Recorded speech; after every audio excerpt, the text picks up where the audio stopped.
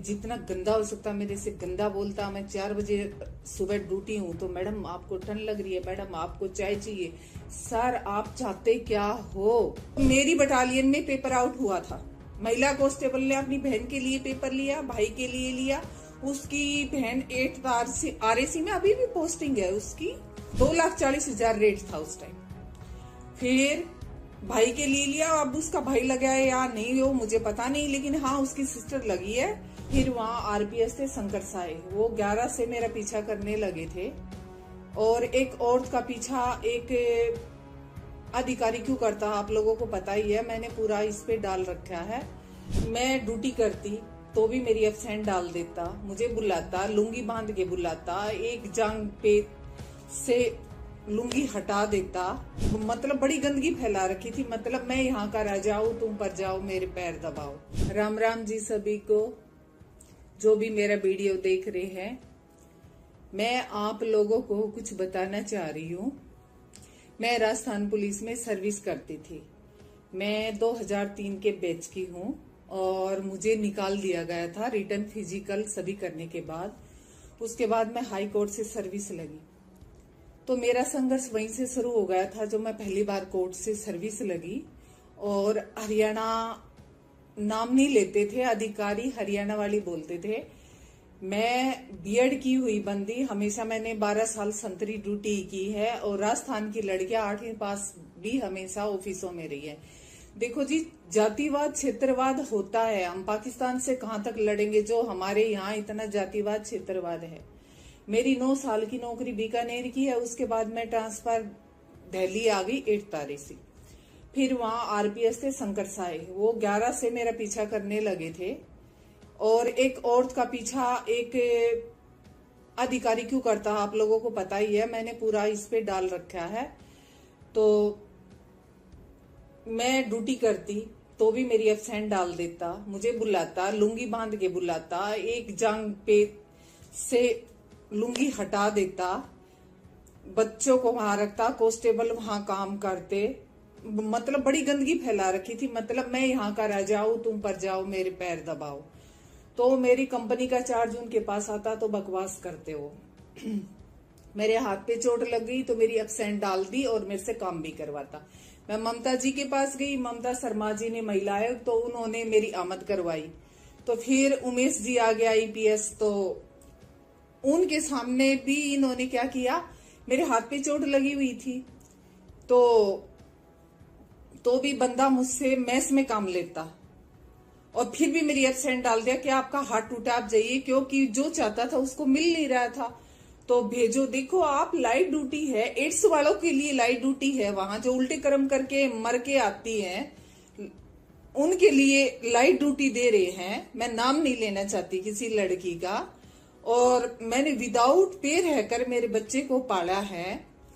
और फिर बंदा मेरे को इतना, फिर दत्ता साहब ट्रेनिंग में चले जाते 15 दिन, फिर मेरी एब्सेंट डाल देता, फिर मेरे को बुलाता।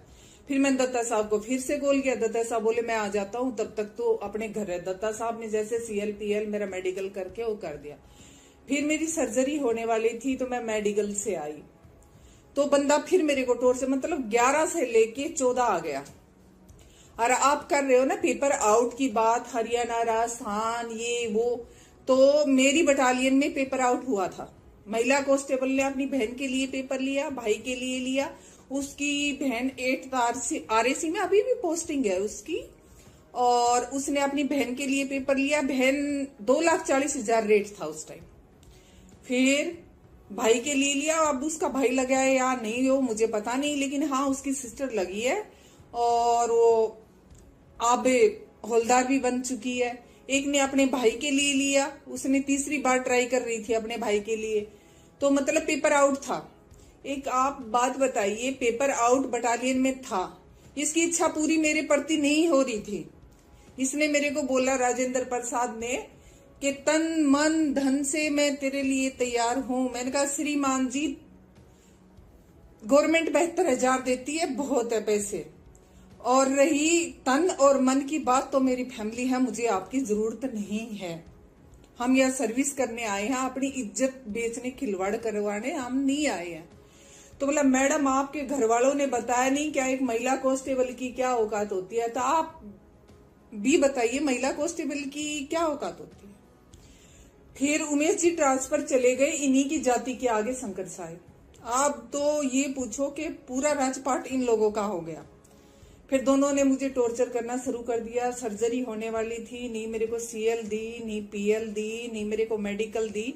और 8 तारेसी में ऐसी ऐसी लड़कियां जिन्होंने वर्दी नहीं सिलवा रखी थी। मैं तो 8 साल पीछे से ड्यूटी करके आई हूँ, 2 चुनाव ड्यूटी की है, उस ड्यूटी की है, और मैंने गढ़साना किसान आंदोलन ड्यूटी की है 1 महीने, और वीआईपी ड्यूटी की है, वहां हमारी पीटी परेड।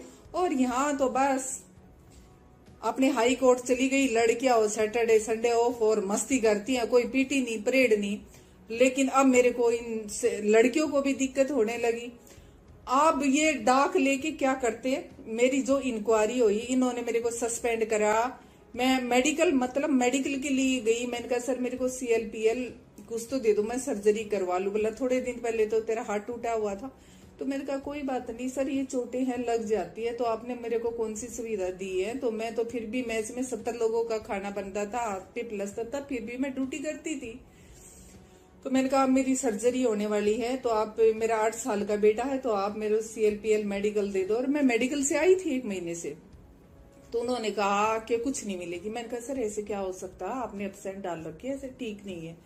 वो हमारी मर्जी है, सर्जरी करवा के तेरी सारी बीमारियां ठीक हो जाए तब आ जाए।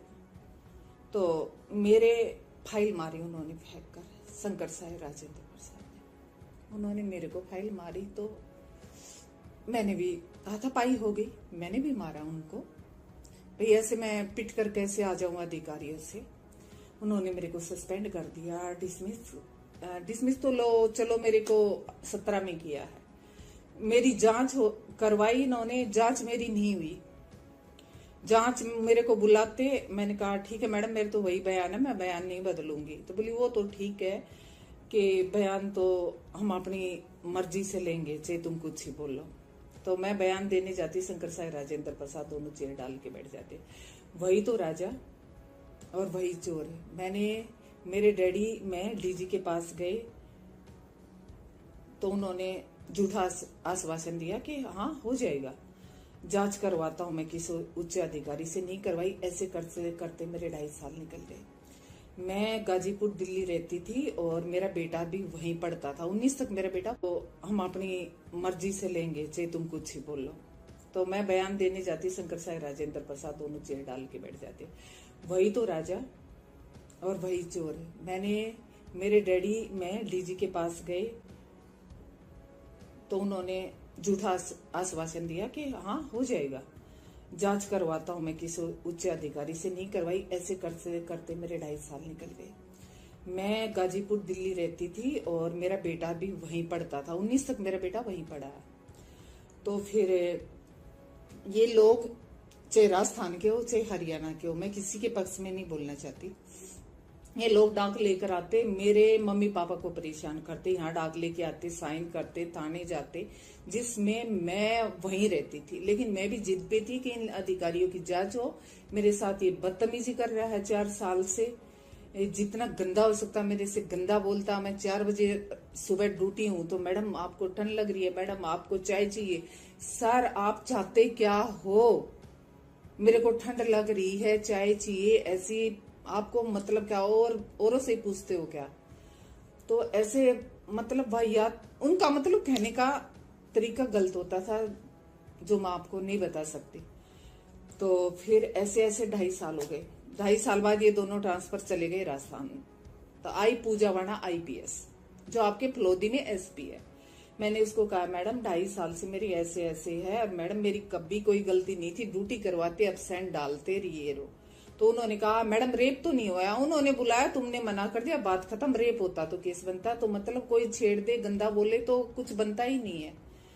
तो बोली मैडम ऐसे है कि आप ड्यूटी ज्वाइन कर लो, नहीं तो मैं घर बिठा दूंगी, नहीं तो मैं मोदी से डरती हूँ, नहीं मैं ममता शर्मा से डरती हूँ, समझी आप।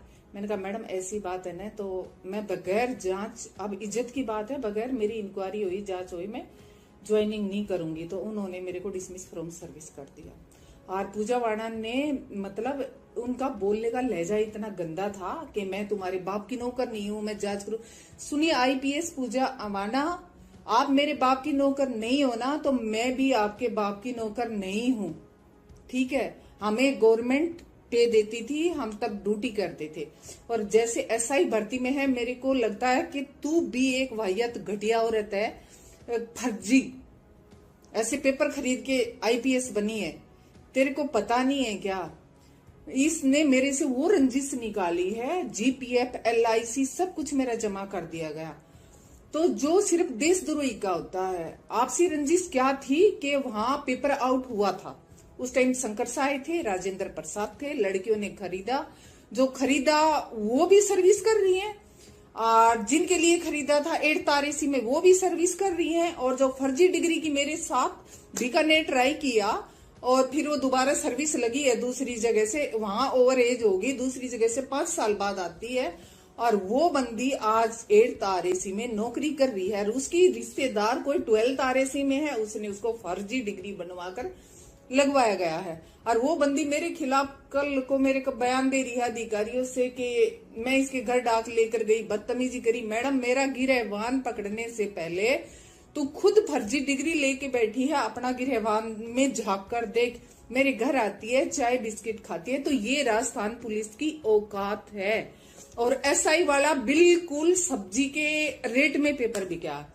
और मैं राजस्थान के मुख्यमंत्री जी से एक बात पूछना चाह रही हूं कि आप राजस्थान पुलिस को क्यों बचा रहे हो। जो पेपर आउट हुआ है एसआई का, क्या राजस्थान पुलिस का हाथ नहीं है इसमें? है। और राजस्थान पुलिस को बिल्कुल बचा रहे हैं। बच्चों के साथ बिल्कुल अन्याय हुआ है। मेरी 12 साल की नौकरी थी और 8 साल मुझे आज कोर्टों में घूमते हो लिए, क्योंकि अधिकारी राजस्थान के, जनता राजस्थान की, जो भी था राजस्थान के, और जिन लोगों ने मेरे खिलाफ गवाही दी, क्या उनका एक का भी बयान कोर्ट में हुआ? मैं 4 वकील बदल चुकी हूं, लेकिन मेरा फैसला अभी तक नहीं आया। मुझे 8 साल हो गए, मेरा बेटा 8 साल से आज 17 साल का हो गया। मैंने मेरा गुजारा कैसे किया है, मेरे बच्चे को कैसे पाला है। मैंने राजस्थान के मंत्रियों के पास भी फोन किया, एक बार तो मेरा फोन उठाते हैं, वो बात करते हैं, हरियाणा का नाम लेते ही वो फोन काट देते हैं, क्योंकि उनको वोट नहीं मिलता। ये वोटों पे काम करते हैं, ये वहां जाते हैं भीख मांगने जहां इनको वोटें मिलती हैं। मैं हरियाणा से थी, ये तो मेरे को एक बार किसी मंत्री ने बोला, भाई हम तेरी हेल्प क्यों करें, तू हमें क्या देगी, तू तो हमें वोट भी नहीं दे सकती। अरे सर, इंसानियत तो रखो, फिर बोलोगे पाकिस्तान ने ये कर दिया, बाहर बच्चे गए थे, ये होगा। तुमने तो इंडिया के अंदर ही पाकिस्तान बना रखा, क्षेत्रवाद, जातिवाद। अब वो मेरे लिए था ना, तो वहां तुम्हारे बच्चों का भी नुकसान हुआ है ना। पेपर आउट हुआ है, अब पेपर आउट में शंकर साहे, राजेंद्र प्रसाद और जो महिला कांस्टेबल, मैं उनको उठवा दूंगी। और पेपर आउट जो फर्जी डिग्री वाली है, तो मोदी जी आप बोलते हो बेटी बचाओ बेटी पढ़ाओ, हमारे परिवार ने तो बेटी भी बचा ली, बेटियों को पढ़ा भी लिया, लेकिन आपके पुलिस ने, मंत्रियों ने क्या किया हम लोगों के साथ। मेरी 12 साल की नौकरी छीन ली, मेरे को 4 साल तो डिप्रेशन में निकलते हो गए। लेकिन मैं इसको कैसे प्रूव करूं कि भाई पेपर आउट हुआ था। वो तो जो चाहते थे अधिकारी चाहते थे, लेकिन मैं उनको खटकने लगी थी, क्योंकि मैं पेपर आउट के बारे में जानती थी। तो इस रंजिश में एलआईसी, जीपीएफ सब कुछ जमा कर दिया गया मेरा। कहाँ का न्याय है ये?